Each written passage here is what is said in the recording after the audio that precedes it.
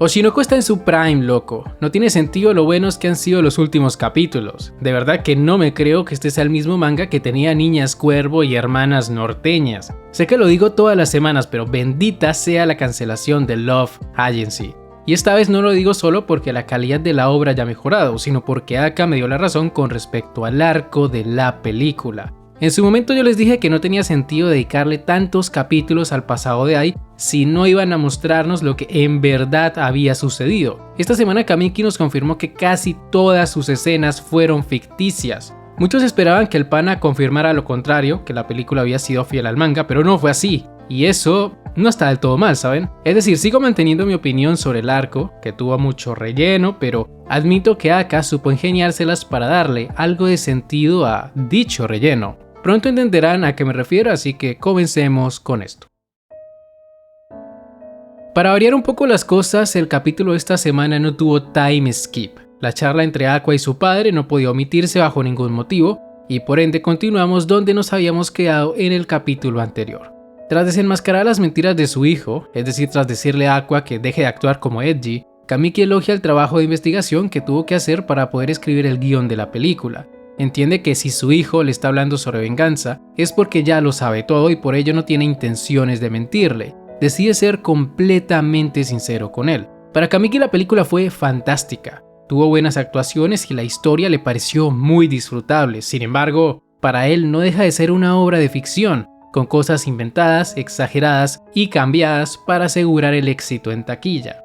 Dentro de las cosas inventadas podemos ver esa cita que tuvo con Ai en el restaurante, dándonos a entender que todo lo que escribió Abiko y Kishiyoji, las mangakas, sobre su relación con Ai nunca ocurrió. Por otro lado, en la parte donde Kamiki menciona las cosas exageradas, podemos ver la escena en donde Ai confronta a Airi por aprovecharse de él. Probablemente en esa parte Airi nunca tuvo un ataque de pánico y simplemente le dijo a Ai que no se metiera en sus asuntos. Sé que todo esto suena decepcionante, pero así es la realidad, y el propio Kamiki lo confirma. Su relación con Ai no era tan torpe e inocente como se mostró en el filme. La verdadera Ai nunca fue tan afectuosa con él, solo era una chica que no sabía cómo rechazar a un chico que se aferraba miserablemente a ella. Ai nunca lo amó, y Kamiki admite que la mató por puro resentimiento. Ese es el resumen de lo que ocurrió entre esos dos. La película trató de romantizarlo, mostró una relación un poco más bonita, pero nunca fue así. Y de cierto modo esta revelación por parte de Kamiki hace que esas escenas falsas de la película no se sientan tan irrelevantes. Es decir, sigo creyendo que debieron mostrarnos recuerdos en lugar de representaciones inexactas, muy inexactas, pero bueno, por lo menos ese relleno que le metieron a la película sirvió para generarnos expectación por conocer la versión de Kamiki, que en parte es lo que hace que este capítulo haya sido tan importante. Diría que una de las cosas más interesantes de este capítulo es la facilidad con la que Kamiki admite sus crímenes. No tiene miedo de contarle la verdad a su hijo y hasta le dice que si el deseo de Ai era vengarse de él, lo aceptará sin ninguna oposición. A fin de cuentas, amó a esta mujer desde el fondo de su corazón, tanto así que llegó a convertirse en una obsesión.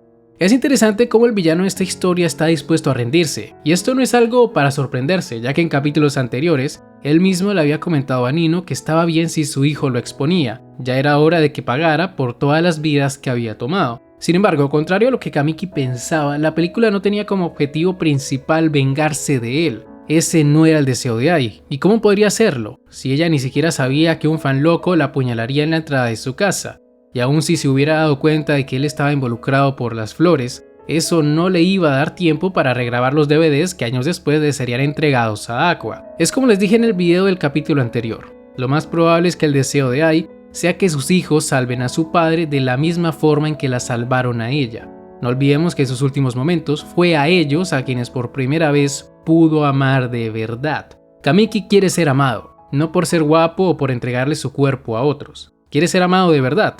Ai no pudo darle eso. Ella misma lo menciona cuando fue apuñalada, que a lo largo de su vida no fue una persona inocente, fue injusta y asquerosa y durante la mayor parte de su vida no supo cómo amar a otros. Kamiki fue una víctima de esta incapacidad de Ai, es por eso que sus DVDs son tan importantes, porque allí se encuentra la respuesta a todos los problemas de esta historia. Es por eso que antes de que Kamiki se vaya, Aqua lo detiene para decirle que malentendió la película. 15 años de mentiras no es una simple obra de ficción, es mucho más que eso, y si él no entiende qué es lo que Ai deseaba, él mismo se lo contará. Ojalá en el siguiente capítulo nos muestren qué contenía el DVD Ya es hora de terminar con ese misterio y creo que una vez termine esta charla entre padre e hijo, la subtrama de Kamiki podría llegar a su fin, y esto lo digo por dos razones. La primera es porque el propio Kamiki quiere que todo termine, y la segunda es porque este hombre no tiene intenciones de hacerle daño a Aqua de ninguna manera, como para pensar que después de esto habrá una batalla final entre los dos. Para nada, Kamiki no odia a Aqua. En este capítulo hasta le confiesa que se alegró de poder hablar con él, entonces por ahora no esperen que este hombre se convierta en un obstáculo para el concierto final de Big Komachi, claro, si no es que le dan ganas de desvivir a Ruby por parecerse a Ai. Pero en fin, eso sería todo respecto a la charla que tuvieron estos dos personajes, pero allí no termina el capítulo, porque el tema es que después de toda esta charla, las cosas continúan con una de las escenas más importantes respecto al pasado de Kamiki, el funeral de Seijuro y Airi.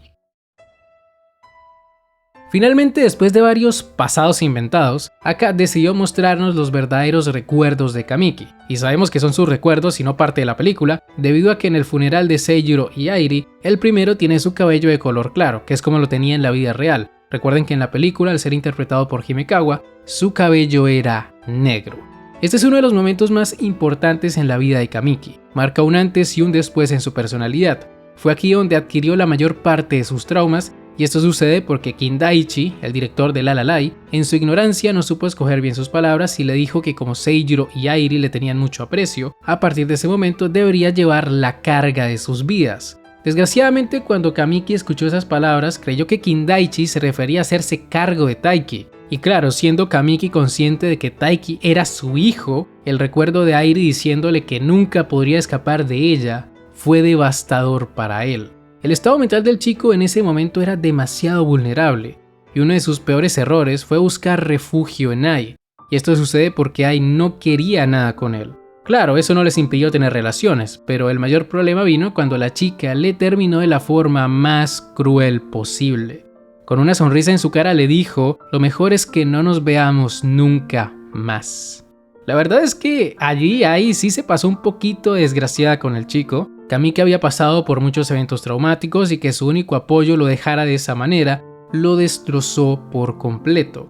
Lo peor de todo este caso es que pese a que la chica le dijo eso, tiempo después lo llamó para decirle que estaba esperando gemelos. Porque no nos hagamos los tontos, si Kamiki sabía en qué hospital se estaba quedando Ai, es porque ella misma le informó de la situación, eso sin contar que 3 o 4 años más tarde volvería a llamarlo para decirle que tendría que conocer a Aqua y a Ruby para que estos no se hagan ideas raras respecto a sus padres. Desde el punto de vista de Kamiki, todo esto debió ser muy indignante, es decir, que Ai lo alejara de su vida para luego pedirle que visite a sus hijos. Es un golpe muy fuerte, porque no es que Kamiki no quisiera estar con Ai cuando nacieran sus hijos o algo por el estilo, es que directamente ella no lo quería en sus vidas.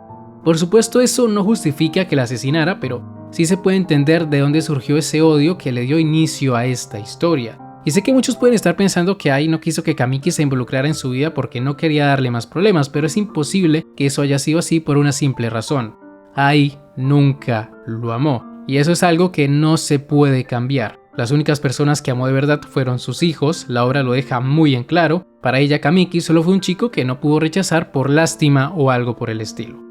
Después de leer este capítulo, resulta difícil odiar a Kamiki, ya que si bien es un lunático y un asesino, no fue del todo su culpa terminar de esa manera. El tipo pasó por cosas muy terribles y creo que en parte es por eso que Aqua decidió no ser tan crítico con él. Ya veremos qué ocurrirá más adelante cuando se revele el verdadero deseo de Ai. Ya veremos si Kamiki termina llorando tras volver a escuchar a la mujer que amaba, o si por el contrario su odio y resentimiento vuelven a atormentarlo, haciendo que esta historia se alargue un poquito más.